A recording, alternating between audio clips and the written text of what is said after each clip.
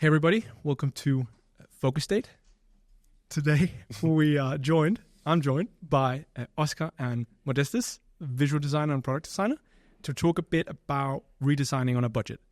And that fits very well into what we do in our day-to-day. Sometimes we get projects or clients who has a tight budget, doesn't have all the money in the world to accomplish a certain task. And for us, that would usually be a redesign of a platform or some piece of software.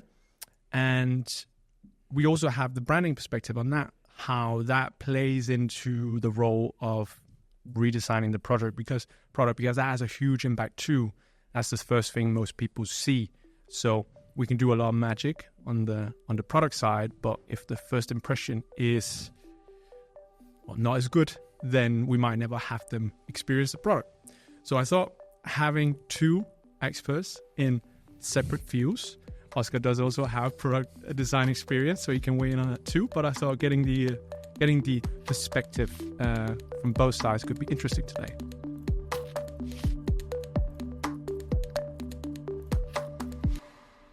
So welcome, guys. Welcome. Thank you. It's nice being here. Second time around. Thought I'm gonna be less nervous, but that's not the case. That's fine. I think we'll manage. So I thought kind of intro the segment in terms of introduce the people to what we're going to talk about today. We're going to have a platform specific, like a product design and branding perspective on redesigning on a budget. And I think we're going to focus a bit more on startups in general, like how, because that's usually the case for startups where they have to design the initial version of something and they might be bootstrapped, meaning they might have some sort of cash that they have and that's it. They need to build an MVP or whatever it might be. So speaking into that, I think is a bit more interesting. I think starting out, my initial question was if you guys could share some thoughts in terms of what is like the most critical first steps when approaching a redesign of a platform. Yeah, I think we have plenty experience here at EDL in terms of working with the clients on a budget.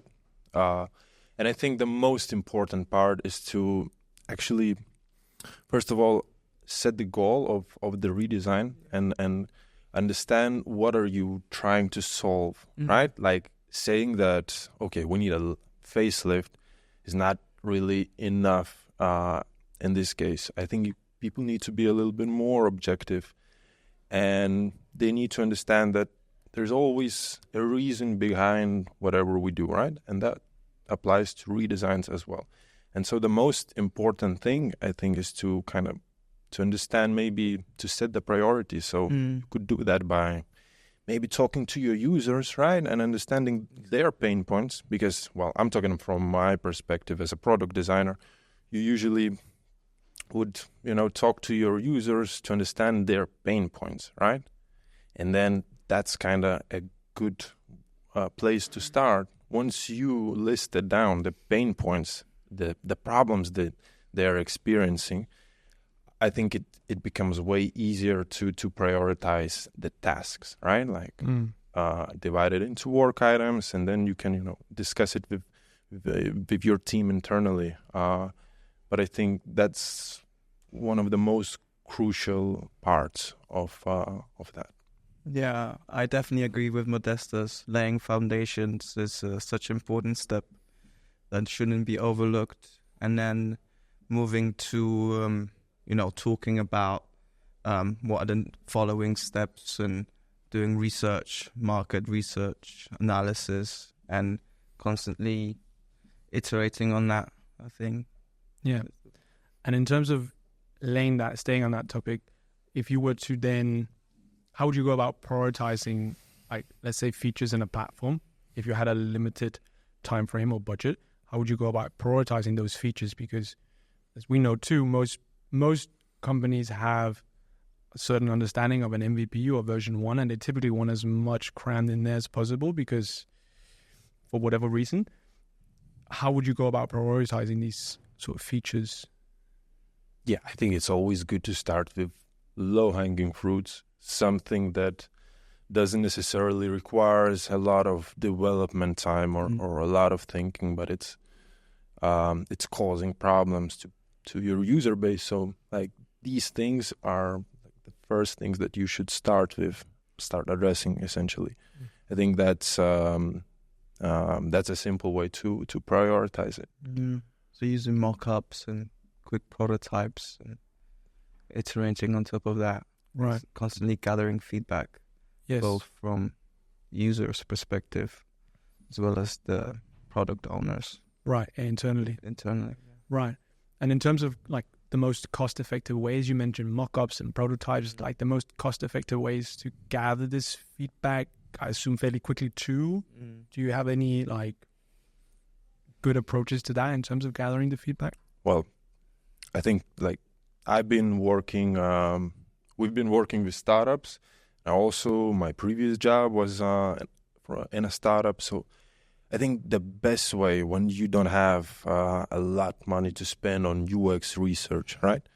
I think the most simple way you could gather user feedback is actually talking to your employees, whoever works close to, whoever is in contact with your customers. That could be salespeople, that could be customer success, somebody from customer success, right? So those people will always be able to give you some sort of insights, right? And if you want to take it, level above, you could try to maybe drafting some interview questions and then talking through your team internally whether, these questions are the most important questions to ask, and then maybe running a little interview with your customers, right? Whether, like, I would always recommend doing an actual interviews to get some qualitative feedback than just doing surveys, because you get more insights out of that. But surveys could work as well, right? Right. Makes sense. I would say maybe putting yourself, like us as a designers, into the user's shoes. Like today you had an example early on that imagine you're an elderly user experiencing this flow for the first time. So I think in that kind of ways of thinking, setting up those user personas on a different scale, as a designer, I think it's very beneficial to, think a few steps ahead on scoping out in a different directions. For sure. And it's very cost effective, I think. I think we can all agree on that. Interview other people. Exactly. Yeah, just asking the people around you is what I'm hearing, and trying to find a low cost way to like approach them, either like through questions or more build out thought through surveys potentially. Also, if you have the audience for that. But yeah, just placing yourself in the shoes of your customer, of the end customer. Yeah. And that might be very difficult, and you might be extremely biased in some situations. Of course, you have a lot of knowledge. Yes. But starting there might be a good place, is what I'm hearing. Yeah. I think there are some companies that maybe they don't have a way for the users to just sign up and try the application right away. So in those cases, particularly like just running a survey campaign, it's not gonna really work for you in that situation, right? So again, it doesn't have to be. It can be very informal. You can just reach out to your customers. It can be LinkedIn, or you can just send them an email and in a friendly tone, and just have a conversation with them. Right. Yeah. And I think quite a few of our customers had been doing that successfully. Absolutely. Yeah. Absolutely. And in many instances, we have been like the link between our customers and their customers. Us having Stephanie or myself sometimes having these interviews with their clients to figure out what kind of thing are we building here. And that might not be the most cost effective to have like an external studio like us to do that, but it doesn't necessarily take very long either. Like 15 minutes, 20 minutes with an end customer on behalf of our client can sometimes yield a lot of good results if you look, let's just build this, see if it attracts people, see if people are going to use these features, as opposed to just asking the people who's actually going to use it. Definitely. Yeah. Okay. And in terms of, as I mentioned initially, there's usually when you start up building, as a startup, for example, we have some long-term goals. Like we know where we wanna get to a certain point where we have this and this and this in terms of features.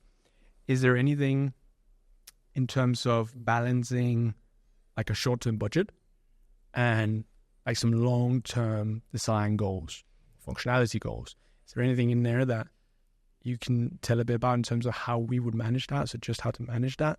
Anything to consider?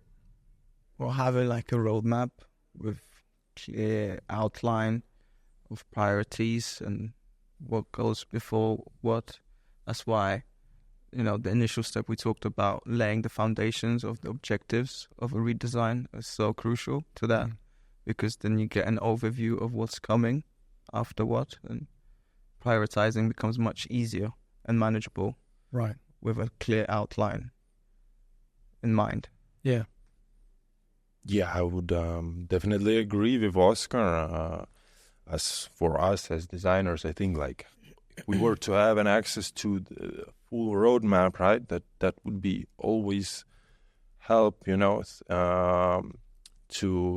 be a little bit more future proof, right? When you know the long-term goals of an organization, we can also achieve some of that just thinking through some of the design that we're working on. And we had plenty of discussions internally, right? Like one of the main criteria when we are designing something is asking yourself whether it can be scalable or not, right?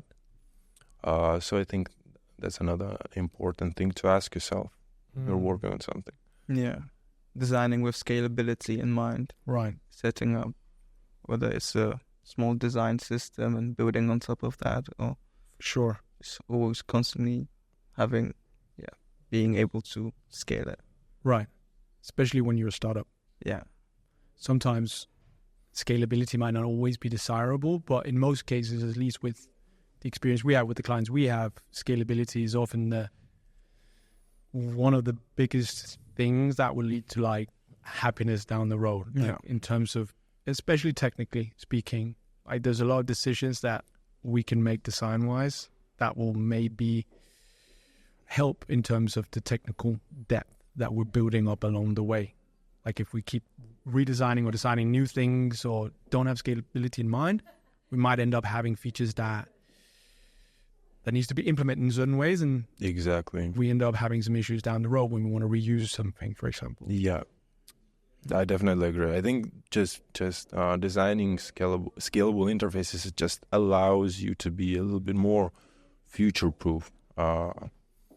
Absolutely. So that's pretty much it. Absolutely.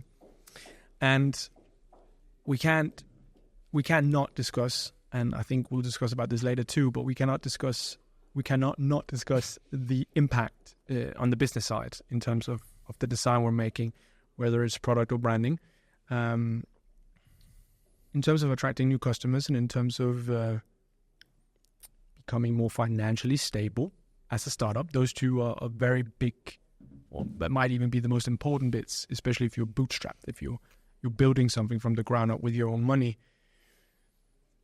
Redesigning from the lens or perspective of redesigning as a startup on a small budget, is there any ways that we see like attracting new clients or customers or users, or gaining more financial stability by revenue or signups? Is there any way we see like redesigning play into this? Definitely. And I think that as a business, you're out there to make money. And when you're redesigning something, again, like those business goals is something that we should always be mindful when working on a redesign. So there are a few things, but it very much depends on a product, right, or a service, right? So if the application, let's say if a service can be easily accessible by, I don't know, starting a new trial or something, I think, looking at that funnel and seeing if there are any friction points there, could be something to consider, Also checkout flows, right? If you're e-commerce company and you're working on, like you have an e-commerce site, your checkout flow has to be flawless, right? Like you need to eliminate as many friction points as possible. Another thing that to keep in mind, we could also talk about like upselling strategies in application, right? Like trying to promote new features. So I think these are small things that we should always look into when redesigning a product. Because they can eventually increase the return of investment. Right. And that's the goal, right? Like you're investing money into redesign project and you want to get return of investment. Yeah, you want to get it back and make more money at the end, exactly. Right? So I think it's a good question, by the way. Thank you. Yeah, I think business could be very vocal about the process of redesigning and investing into marketing efforts and promoting that, talking actively on social media or on the website that it's going through this process, and maybe highlighting some of the features that were being redesigned, being very open with the users, right? Transparent. Yeah. Okay. Yeah, that's interesting. So, kind of positioning the redesign effort as a bonus, like as a good thing. Yeah, precisely. Publicly. I mean, that's interesting. A lot of bigger companies are doing that. Yeah, no? leveraging. Right? They are promoting the new features, right? Yeah, for sure. They are promoting new rebrands, new looks. That is constantly out there because it's, as Oskar said, it's a great opportunity to market that. I don't know. Yeah, for sure. It's a good marketing strategy, talking about the rebrand or the new feature and doing case studies. So gets people excited. Yeah, definitely does. Yeah, the new shiny thing. People want to check it out. But I do think, like, at least the local startups we're familiar with here in Copenhagen, it might not be as like widespread as if you look to Silicon Valley or like these big venture capital, backed companies. But there is some good things to take from that. I agree with that. It's very interesting in general. So, digging a bit deeper into product design, focusing on the product design, when we talk redesigning for startups, is there any place in the product design space when we traditionally look at product design here at EDL? Is there anywhere we see there is, you spoke a bit about it in terms of onboarding, but is there any place in the product design process where we see the biggest return of investment for the startups that we help? Yeah, I think it's the core feature of the product. So I think if you're focusing on the feature that provides the biggest value for your customers, I think that'll be the area that'll bring you the most of the return of investment, right? Because if the feature broken, you can promote it, you can try to upsell it in your application, you can run campaigns, but like at the end of the day, people won't be talking nicely about it, right? And so, yeah, I think to summarize again, it's the core feature of the product, whatever it is, right? Because again, especially if we're talking about B2B, like people usually your end users are people at work, and they need to get their shit done, right? So allowing them to get it done more smoothly, without trying to remove friction points there, and trying to also make their experience at work better will always yield you the biggest return of investment, in my opinion. I would add to Modestas as a visual designer.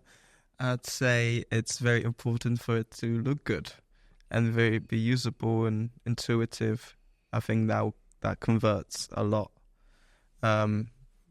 being able to use the said feature in a natural way without any friction. Obviously, it has to work, but being able to position it nicely, make it look good, as well as being functional. So I think both things go hand in hand together. For sure. Yeah, I agree. We're emotional human beings, so of course, visual will again trigger some sort of emotional response, right? So I definitely agree with what you just said. And I can add to that in terms of just some shameless self-promotion we've seen with one of our clients, where we have 3 pretty identical products on the market that does pretty much the same thing functionality-wise. And the thing that got them chosen by a big potential client was just the visuals. It looked. It could do the exact same thing, but it looked more polished. It looked like it was of higher quality, which might not be the case, but it's just because of the visual element of it that it just looks more polished. So there is something to that, especially in a saturated market, perhaps. If you want to stand out with the same functionality, of course, look better. There are levels, right? But like if you lack from the functionality perspective, or if your product fails to even deliver the same level of value to your competitors, nobody's even gonna consider you, right? No. So yeah, I think there are levels to it. For sure. I think it's worth mentioning in this case that we're just saying startups, which is just very abstract, but we've mentioned B2B a few times, and I think it's worth mentioning that we do distinguish between like B2B and B2C in terms of what might be the most important thing. And I think from our perspective, B2B takes up a lot of place because that's what we usually work with day to day. But B2B has, if the functionality is not there, in my experience anyway, B2B has to have the functionality. Visuals might be less important in that space. It's all about optimizing and productivity, as we touched upon earlier. It has to work. It's day-to-day job. Whereas a B2C, it might be a bit more interesting for it to shine a bit more. Not to say that B2B isn't competitive in terms of visuals, but I don't know if you have any opinions or anything to add to that in terms of B2C versus B2B. But I think it's worth making that distinction. Yeah, definitely. And I would definitely agree. Usually, whenever like I am answering the questions, I'm talking about B2B because this is where I spend my most of the time. I usually work on B2B products, so it's natural for me to speak about it. But I think you made a very important distinction. So yeah, I definitely agree. In terms of when we do the redesigns, is there, for a product designer working closely with a startup like we do, is there anything you guys do in terms of, or anything we do collectively to ensure that like the redesign, the work that we're putting into the redesign aligns with the business goals of the startup we're working with?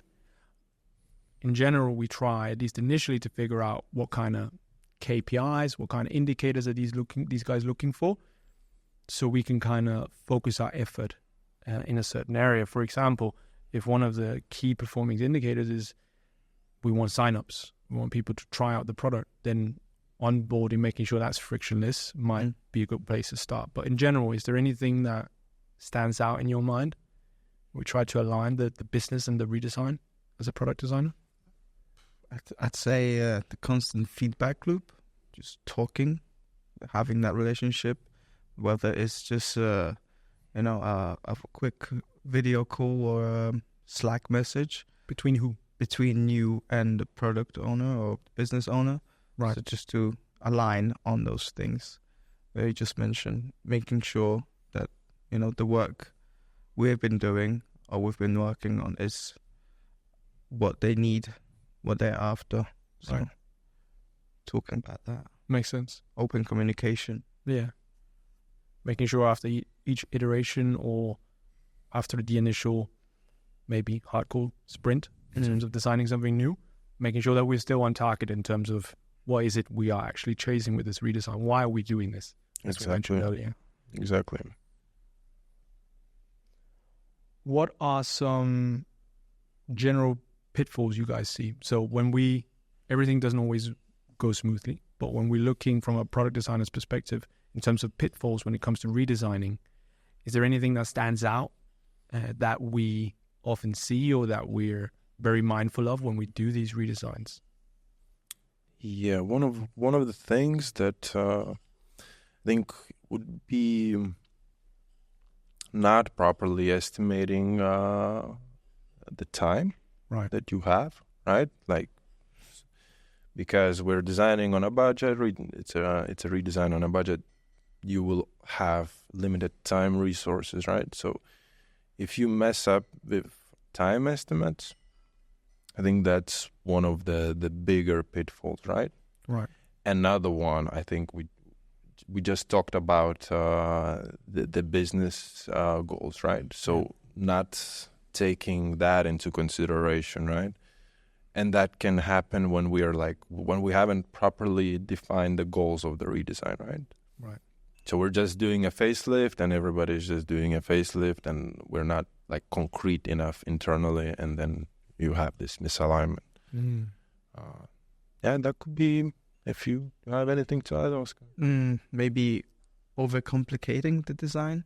Oh, yeah, adding unnecessary features on top of just overcomplicating stuff, like without prior alignment, right, or a purpose and stuff. Yeah, just for the sake of sometimes maybe it's the client, or they get excited as you progress with it, and they think they have this epiphany or this brilliant idea, and they want to add this now, and before having this initial scope alignment. We tend to see, and that also goes for us as designers, that we can easily get carried away if we think of a great idea or a small feature inside another feature that this could potentially improve a lot. But just taking two steps back and realize, how much does this add? Is it nice to have? Does it provide any value in terms of what we're currently trying to achieve? Or are we just creating more work for the developers or more work for ourselves? That's a good point. And I think if you have limited resources, you should think of a redesign again as somewhat as, building an MVP, right? So you should spread your efforts around the most important areas. Right. And you shouldn't overly focus on a single area unless it's crucial, right? It really needs some attention. Absolutely. Yeah.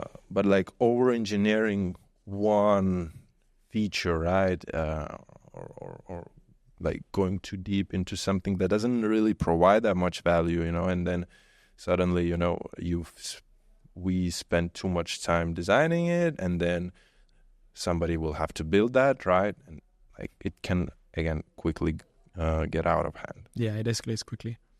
I think another thing that you guys are particularly good at, I think, is being able to simplify the design. So as we move along in the product design phase, we have, let's say, 3 features. We are very good at reusing, let's say, components. We're very close to the development side of things, so we have a decent understanding of how things are structured and how things can be reused and repurposed. I think we're very good in general, and that kind of lays on the designer too, and as a product designer, that you need to be able to take those, I balance that out of, should I create something new that might improve the user experience just slightly, or should I maybe reuse this from 2 weeks ago? Because that will create a smaller component library or make it easier for developers, or we can iterate later, when we figure out if we need to do something. Of course. In terms of analytics, we talked about analytics a bit and insights from users and just in general collecting feedback.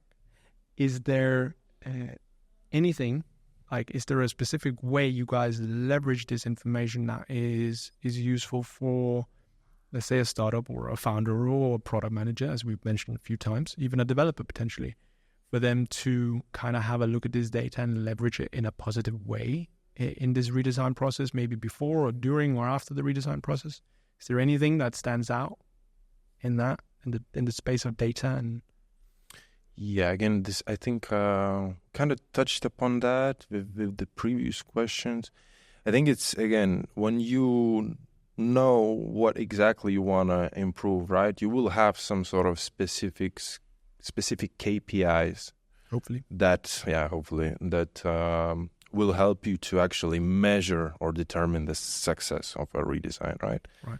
And if, like, again, I'll be using examples because there could be many things, right? But let's say if we want to optimize this sign-up flow or the onboarding process, right? Like, you would look at the conversion rates, right? But again, things like that will very much depend on the technical setup, the organization, right? Not everybody will have that data setup in place to track conversions properly. Good point. So in that case, it becomes a little bit difficult, right? Because you can't really make up numbers if you haven't been tracking it. So, yeah, it depends. Yeah. That's a wonderful point, actually, because that is usually what we see with at least the startups that come through our doors with when we have to do a redesign. We haven't had any data before that, so we can't really make any good assumptions on anything. Do we want 10 signups? Do we want 100 signups? We have no real idea, at least not backed by data. Yeah. We have to guess. Yeah. And that often, well, sometimes that's success. Sometimes we underestimate or overestimate whatever we can achieve with this.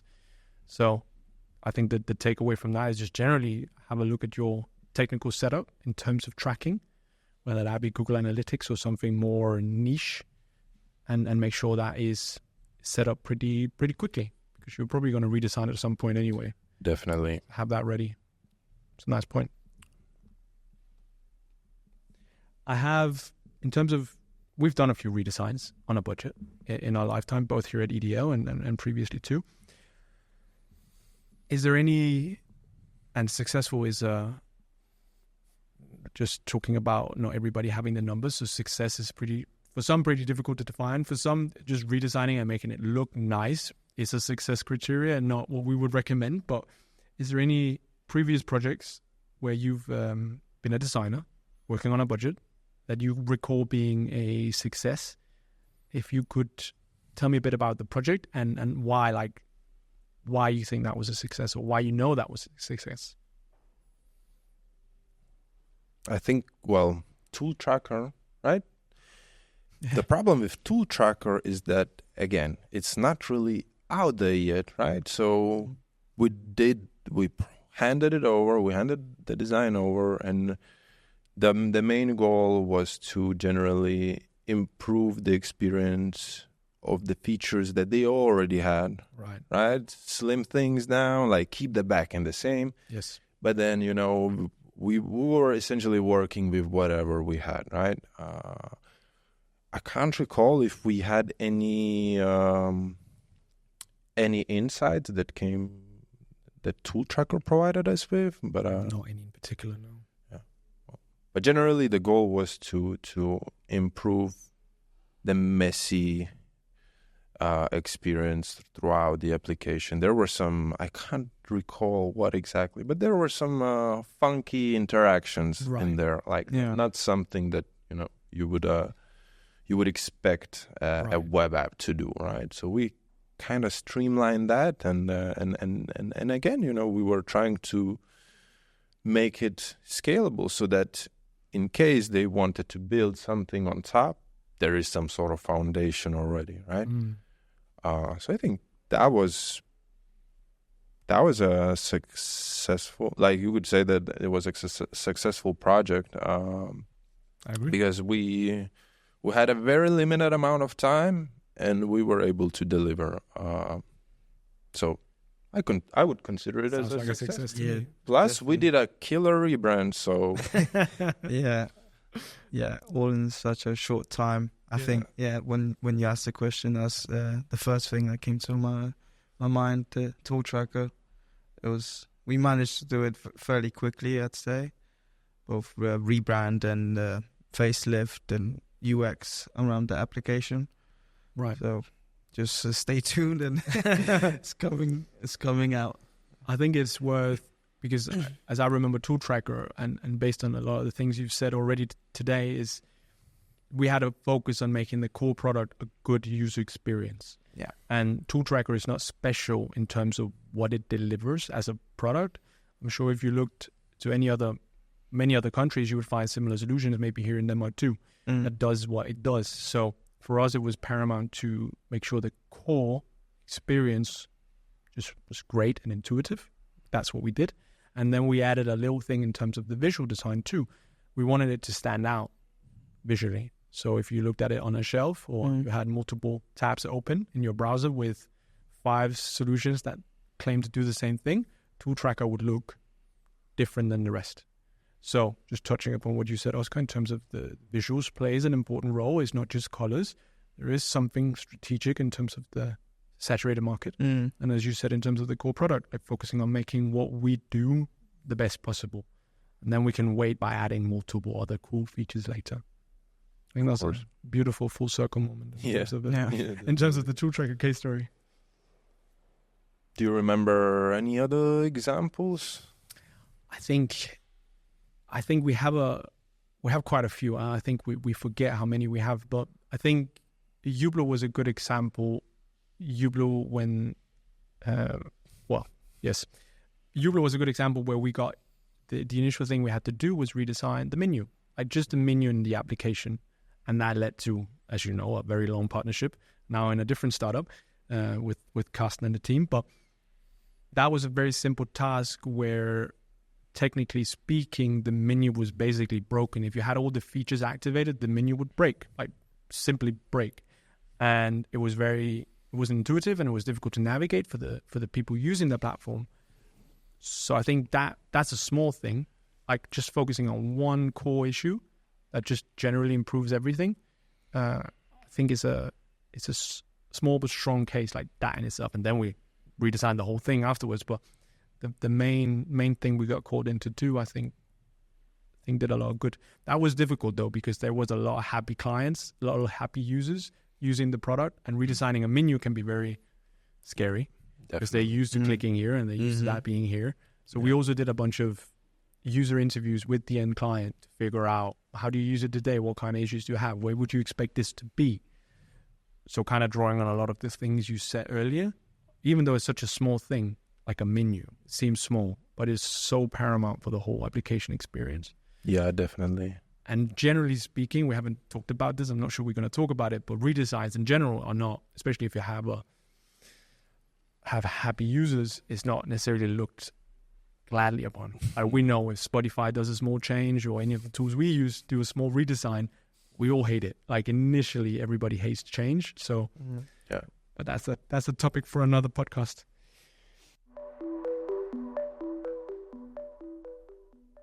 We spoke about product design. Now we need to talk a bit about branding. And when we say branding, we're talking, of course, visuals in general, but also how we present the startup. That's very important too. So to kick it off, how do we think, like looking at some of the redesigns we've done in terms of platform and branding, or just in general, how do we see a strong brand identity contribute to the success of a startup in general?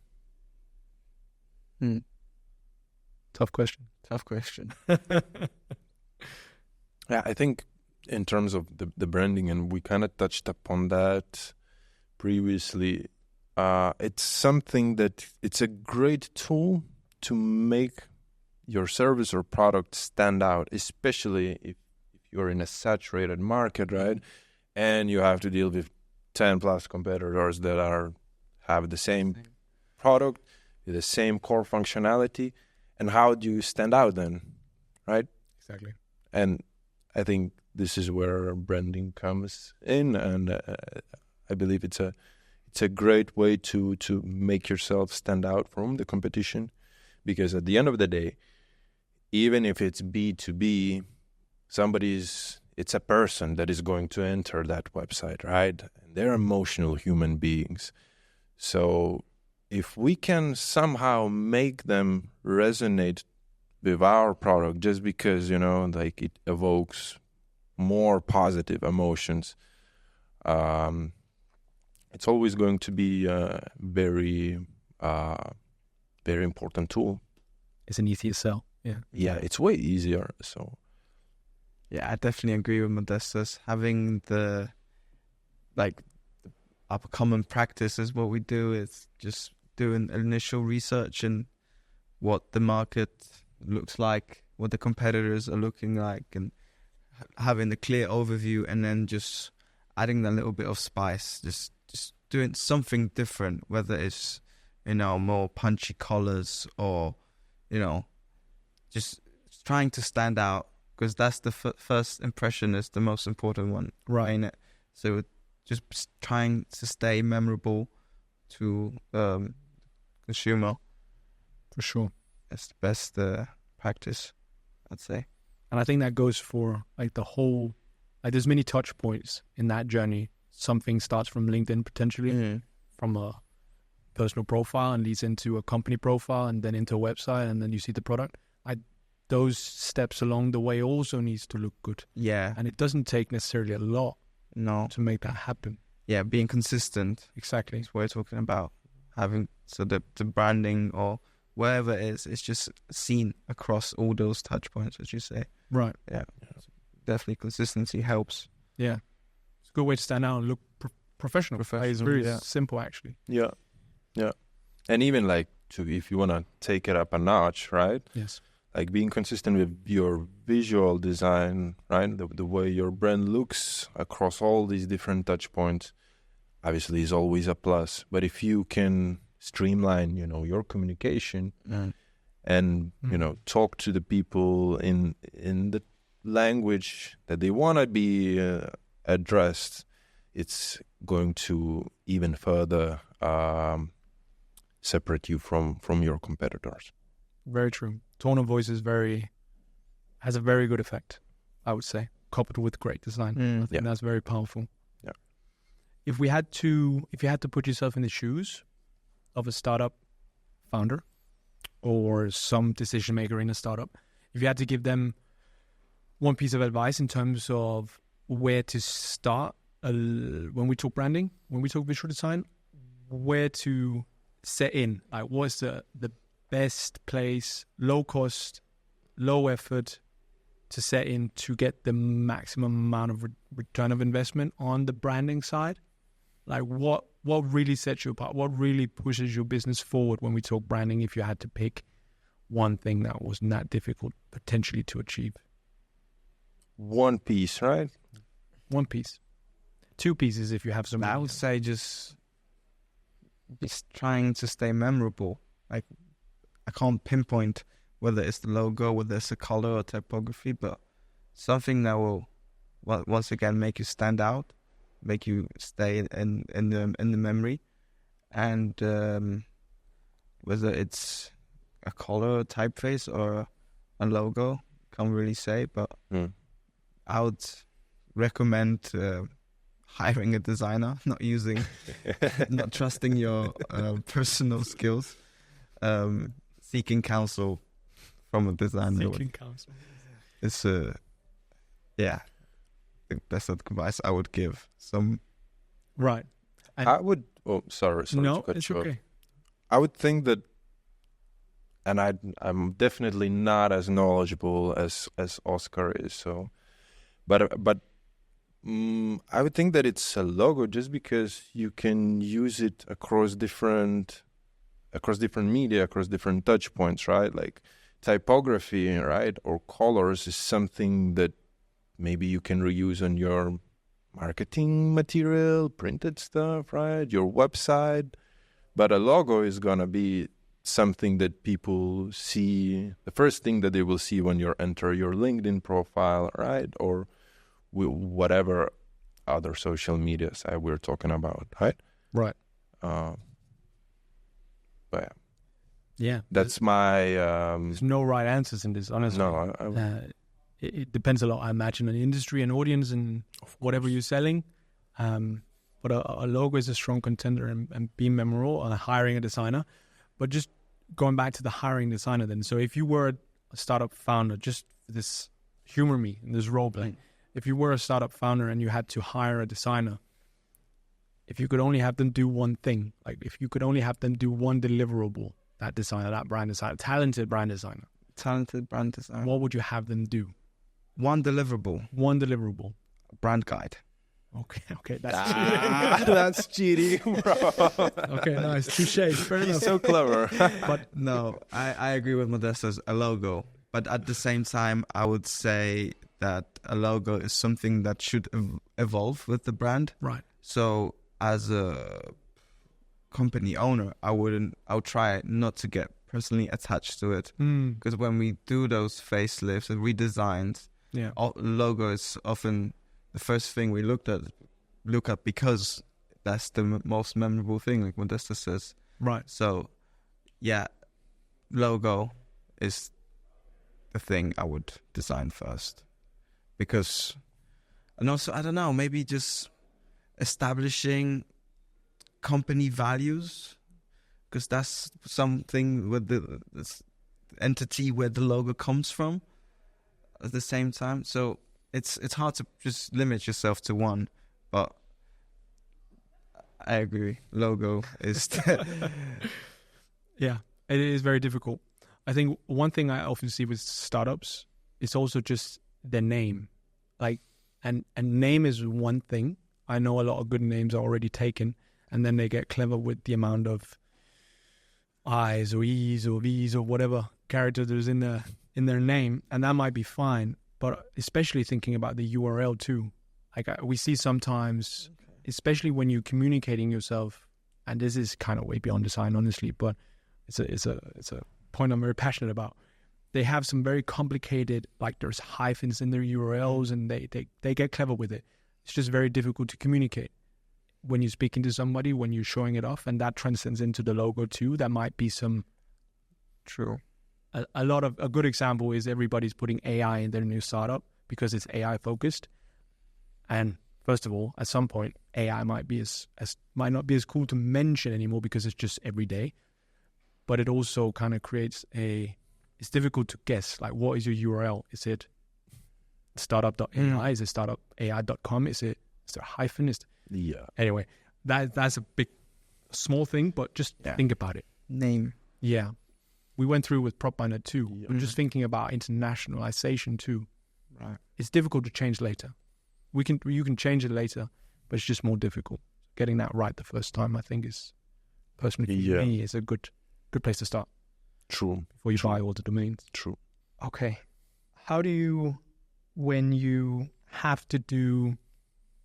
stay conscious of the budget when you do like this branding exercise? If you want to, we mention consistency a lot, and we really want everything to stay consistent. Consistency also perhaps comes at a price, like, because we would have to do quite maybe a few more things because we want them to stay consistent on the website, in the product, socials, in the social media posts, in their email signature, whatever it might be. Like, how do you balance that in terms of what's worth chasing, and where do you kind of stop when you think of it as a startup? Again, going back to the initial scoping, and then looking at what's needed, whether, looking if the company even needs LinkedIn banners, if they're going to be active on social media. So aligning with the company goals is very important thing to start with. And then, template use, making sure that the templates you design are scalable, whether it's in different formats or different outputs. I'd say having the scalable mindset in mind. Okay. I agree. And this kind of relates to the design systems a little bit, because what you're trying to do is have a foundation of templates, and also like you're creating those templates for people, right? So we had those discussions previously whether to have Figma file as a template, right? And have them touch their hands, get dirty with Figma, or should we just simply, create some Google slide templates, Right. which would essentially be way more easier to use for people that are not necessarily familiar with that. Right. And this is just one example. We're talking about, It's a let's good say, I don't know, slide decks, right? Yeah. It's a great point. But yeah, essentially like trying to figure out the needs of the people Right. that will be using those templates at the end of the day. Yeah. Right. That's a wonderful And point. making it as easy as possible for them, because in that case, they are your end users, right? Right. And so you're trying to, obviously the reason why we're doing that is to ensure consistency, but at the end of the day, they'll be the ones using it. So we Right. also need to make their experience as good as it can possibly be. Right, exactly. That's a wonderful point with the slide deck and the PowerPoints and everything. There's a time and a place for putting that extra effort into, let's say, a pitch deck. That stays somewhat static for a long time when you're out pitching the product.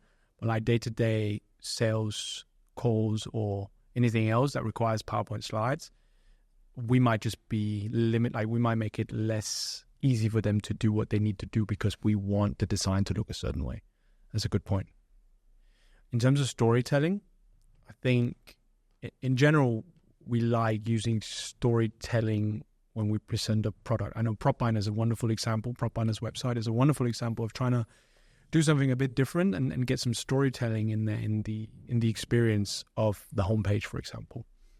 And I think we might be doing something similar now on another project we're working on the website. Is there anything? How do you value storytelling, like in terms of the experience, in terms of presenting a startup? Like, how much do you value that aspect of the experience when presenting a startup? Yeah, I think we value that quite a lot, just because with the storytelling, you can really tap into, people's emotions, right? Because if you just provide a dry-ass comparison table, I mean, it's just not going to cut it, right? Like, your competitors will obviously do a way better job at communicating the value of their product. And I think storytelling is an amazing tool to that can actually provide that information to an end user in an engaging way. And I love websites that have, they really have a story behind it, right? And it ties down like to the copy and to the visuals and even interactions and animations. And I like when all these elements are working together to provide you that information, why this product is something that you should use, Right. Right. Yeah, we tried to do that with ProBinder, actually, and that was one of the key objectives of that project. Right.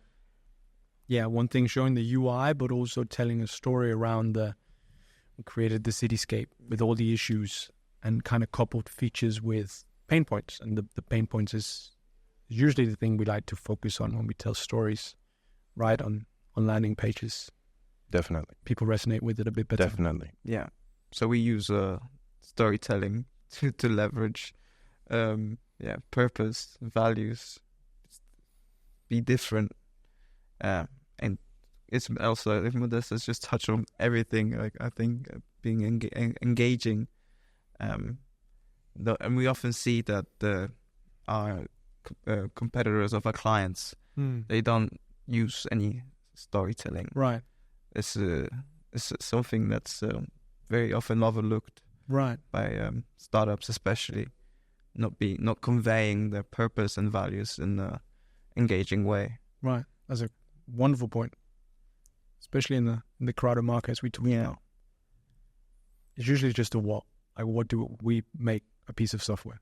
Yeah, and it's just, I think it's very difficult to get there, and for a lot of companies, the only way to actually get there is to hire a studio or hire an agency or like somebody that can help them with the strategy, and carrying that project out, because it does require a lot of effort and a lot of experience, you know. Right. It's not, that's why, you know, like these websites that, I don't know, like the startups put together Right. are a little bit dry because it's not an easy thing to achieve. No, it makes sense. There's nothing wrong with it either. No. It's fine. But No. if you had to take it to the next level, incorporating some storytelling potentially on the homepage or somewhere else where there's a lot of traffic, could be a decent idea. In terms, just to wrap up the branding segment of the podcast here, and we might be touching on some of the same issues again, or at least some of the same talking points, but just going back to the root of this episode, redesigning on a budget. If you had to pinpoint or summarize what we've already said, if you had to pinpoint how a startup could go about rebranding themselves, or at least rebranding might be the wrong word. They started out having some bare bones stuff like making their own logo, and so it's not really a rebrand, it's just really establishing a brand maybe without breaking the bank. Like, how would you suggest approaching a rebranding like this? We kind of agreed defining objective and goals is always the first step. That's a good start, yeah. Yeah. Why are we doing this? So figure out the why. Then we see what we're working with. We're evaluating the bare bones that we've been provided with. Right. Then iterate on those. Mock some stuff up. Right. Feedback. Think of scalability. I don't know what else. To just summarize the. Yeah, I think you covered it pretty well. I don't have much to add in this area specifically, so. I think that summarizes it pretty well. But I think you did a great job summarizing it. Starting with the why, that's a good place to start, and then scalability, and I would add, just think twice about the name and the domain name. That's true. Because that is going to play a role in the scalability of everything. Yeah. So if you want to approach the French market in the future, having a weird Danish domain is not gonna cut it, right? Yeah, and that logo type with that hyphen, it will exactly, it's not going to look work. ugly forever. It's not going to work. Great.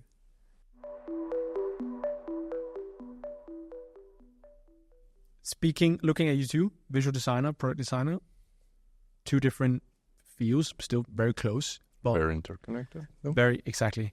On projects here at the studio, you two often work together on separate parts, or there is usually a lot of overlap when we get a bit further into the process.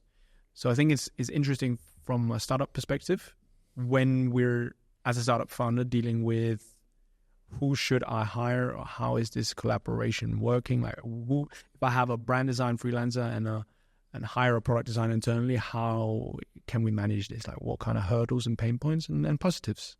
I think it's interesting to focus on. So in terms of you two, when do you see yourself working? How do you ensure that you two work seamlessly together when usually, and you can correct me if I'm wrong on this too, but the process is usually we start out with some sort of brand design. We look at the brand initially. That's usually the first step. And based on that process, we start looking at the product, like the platform, the UI. There is a strong connection. We all know that. How do you two ensure that that process is good, the result is great, not everything get turned around when we move to the next step of the process? I mean, each stage of the process still a collaborative effort. So even though Oskar would start with the branding, right, branding related tasks, we would all collaborate on it. We would all speak our minds, right? And at the end of the day, we're just trying to put everything together so it makes sense, right? Right. So I think, yeah, because of that, because we have a luxury of working from the same office, he is sitting next to me, so I'm peeking constantly. I think that's very helpful, and it does help us to align in terms of, you know, bringing this common vision that we all have together, right? Right. Yeah, and we do have we have design reviews. We have a lot of internal discussions, right? So it's not that he works in isolation for a week and then I take over and then I work in isolation for another week. That would be a disaster, right? No, But because we have this luxury of, we work from the office, it just, I think that's pretty much it from my perspective, at least. Yeah. What do you think? Yeah, regular communication is so valuable. Like where you mentioned the fact that we're sitting side by side and we constantly having the luxury of, discussing the things I'll be working on or you'll be working on. And also a big part of the initial task is just having a little mind map, mood board laid out. So we kind of align on this shared vision that you spoke about to, making sure we have something that we're kind of funneling down towards. Right. Yeah. Yeah, to ensure that the color palette you choose or the visual treatment you choose on the logo, that might be rounded corners, that transcends into the product. So we have that alignment. Definitely. And it's still a challenging process, right? Sure. But we're always constantly trying to align on that with design reviews and just in general having an internal chats, right? So Oskar would ask my opinion. I would ask Oskar's opinion on the stuff that I work on, and just to make sure that we're aligned, right? Right. Communication. Communication, yeah. Is a big part of it. Key. Right. And in terms of communication, some tools might make that process a bit easier. So just up in the helicopter, are there any tools that you guys can suggest to startup teams who's trying to accomplish this mission of redesigning their product, or from a product or branding perspective? And you can don't take anything for given here, like the most simple.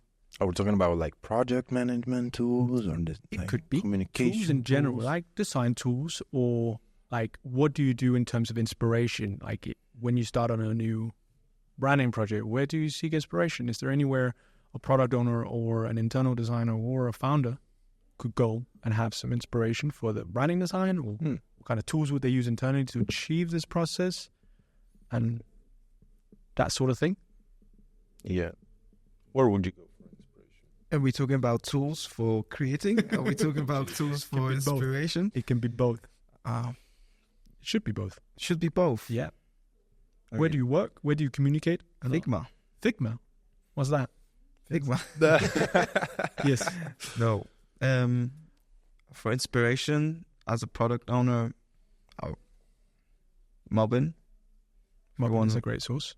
If you want to look how other companies treat the same feature or something similar, Mobbin, but working in Figma, obviously. And alongside having some sort of task management tool so everybody can get aligned, right? Of course. Start a thread, share files. I think that's also pretty much important. Absolutely. Then most of the companies use Slack, right? Or whether it's MS Teams, that's also somewhat helpful, right? Especially if you're not sitting together, yes. Yeah, definitely. So I think Figma is the main driver here at the studio, and with most designers. For us especially, because again, we talked about inspiration, so we usually just screenshot the stuff that we want to include in our mood board, put it together in Figma. So I think it's for us, it's definitely Figma. Nice.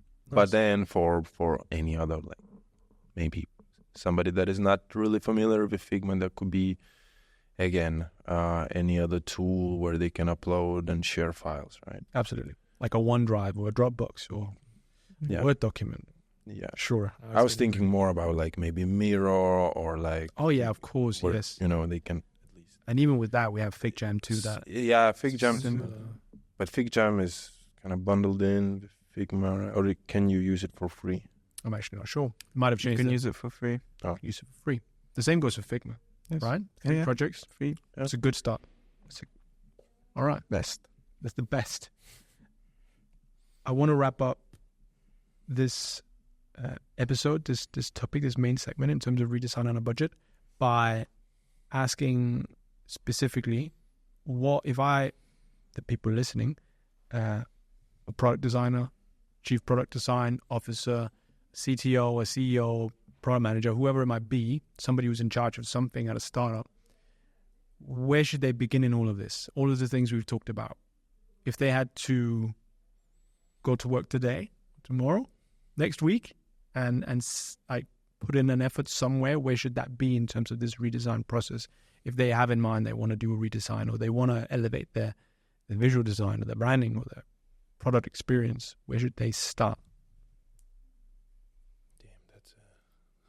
We're gonna do more summarizing here, but I think it again, it's you would start with identify the area that is the most troublesome for you, and for some companies, right, for some people it might be difficult that too, but I think you always need to identify what might need a redesign, right, in the first place. And then, obviously, why you need that, right? And again, I'm going to talk from my perspective as a product designer. I think it's very important to know what your users are lacking, whether they're experiencing some issues with one of your features, or they might even lack some functionality or from some of the features, right? And if those pile up, you have a good foundation, right? A good reason why should you start a redesign. So, like, when you get that out of your way, right? I think it becomes way easier. But I don't know if that was the answer you were expecting. That's beautiful. If I was somebody in a startup, I feel like I would be fairly well equipped to take on that challenge. Starting with just thinking again, 2 steps back, recognizing the challenge, where to get the most bang for your buck in terms of efforts and resources in general. Yeah, makes a lot of sense. Yeah, and if they were to hire an studio or an agency, I would always recommend them to hire people that can, or a company that can actually help them with both. If they need both, it should be a company that can do both, because if you have one agency doing your logo and branding and another agency doing your website or platform, it's going to be a disaster, because there's going to be a big gap and misalignment, right? Right. I mean, I've seen it work before, but I do get your point, especially when money is very tight and you can't really risk it. Like, so the best case scenario would definitely get 2 guys like you sitting next to each other in the same office and having you work every detail out together, like side by side, for sure. Yeah. To summarize or to add, I would say focus on the most impactful areas, whether it's how the product looked, or just everything has to go smoothly and be unified in some way, whether it's visuals or functionality. Right. All right.